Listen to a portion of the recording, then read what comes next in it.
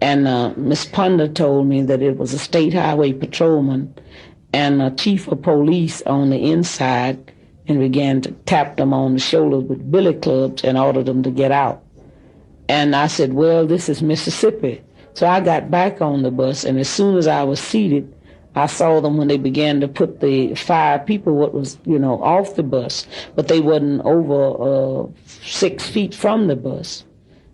Began to put them in the highway patrolman's car. And I stepped off again because I was holding one of the ladies' irons, that they was arresting. And she said, get back on the bus, Miss Hamer. And then I heard somebody scream from the car that she was in and said, get that one there. And then a white man stepped out of a car and told me I was under arrest. And when he opened the door and I went to get in the car, he kicked me. And they carried me on down to the county jail, where the other highway patrolman had carried the other 5. And 3 white men came to my cell.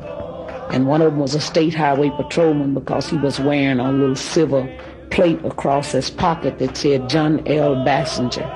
And he asked me where I was from, and I told him I was from Louisville.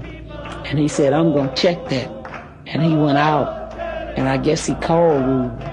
And they didn't like me in Louisville because I worked with voter registration there.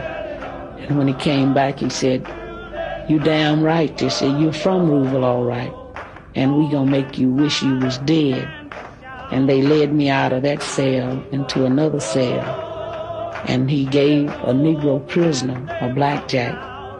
And he ordered me to lay down on a bunk bed. And the Negro prisoner said, do you want me to beat her with this, sir? And he said, you're damn right, because if you don't, you know what I'll do for you. And I laid down on the bunk like he ordered me to do. And the first Negro beat me. He beat me until he was exhausted. And after he beat, the state highway patrolman ordered the second Negro to take the blackjack. And during the time he was beating, I began to work my feet because that was a horrible experience. And the state highway patrolman ordered the first Negro that had beat to sit on my feet while the second one beat. And I just began to scream where I couldn't control it. And then the white man got up and began to beat me in my head. I have a blood clot now in the artery to the left eye and a permanent kidney injury on the right side from that. These are the things that we go through in the state of Mississippi, just trying to be treated like a human being. But still, this is called a part